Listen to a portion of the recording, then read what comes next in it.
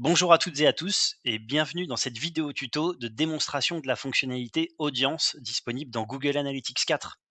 Pour accéder à cette fonctionnalité, rendez-vous dans l'administration. Hop, vous pouvez pas vous tromper, le menu est assez explicite et après avoir cliqué sur ce menu, vous pourrez accéder à des audiences disponibles par défaut dans l'outil ou bien créer votre propre liste d'audience. Tout d'abord, à quoi sert cette fonctionnalité? Une liste d'audience, c'est donc un regroupement de personnes ayant eu des comportements identiques. Donc, vous pouvez le voir à l'écran, on peut regrouper les acheteurs, on peut regrouper des utilisateurs iPhone, on peut regrouper à peu près tout ce qu'on veut car l'outil est extrêmement puissant. Une petite démo. On clique du coup sur le bouton. Donc là, vous avez 3 typologies, de listes. Vous avez des modèles qui sont d'ores et déjà disponibles et proposés par l'outil. Donc en quelques clics, vous pouvez créer des audiences assez classiques, par exemple les utilisateurs actifs.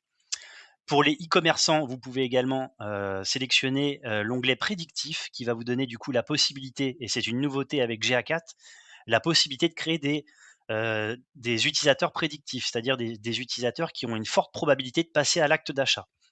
Cette probabilité est d'ailleurs calculée algorithmiquement par Google Analytics lui-même et c'est une grande nouveauté assez puissante. Et puis, pour les plus, avancés d'entre vous, vous avez la possibilité ensuite d'accéder à l'outil de création d'audience et donc moyennant la combinaison de quelques filtres, donc ici, par exemple, on peut, peut-être, aller essayer de cibler les gens par leur pays. Je veux, par exemple, cibler uniquement les utilisateurs français. Donc voilà, en quelques clics, on isole du coup les utilisateurs qui proviennent de la France. Et ce qui est assez intéressant, c'est que du coup, ici, vous avez un petit outil qui va vous calculer en fait la taille de votre échantillon. Donc ici, nous sommes sur un site de test, c'est pour ça que vous n'avez peu de données.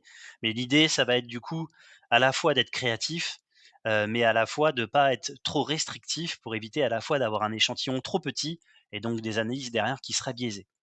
En tout cas, une fois que vous avez créé votre segment d'audience, vous allez du coup pouvoir le retrouver dans Google Analytics et donc accéder à des statistiques sur cette audience-là. Combien de visites cette audience a généré, quel est leur engagement, dans quelle mesure elles convertissent, depuis quel device elles vous visitent. Et surtout, vous allez pouvoir partager cette liste d'audience avec d'autres outils et notamment Google Ads et du coup améliorer vos stratégies d'enchères et a priori les performances de votre campagne. Donc voilà, j'espère que cette vidéo vous sera utile. Merci beaucoup.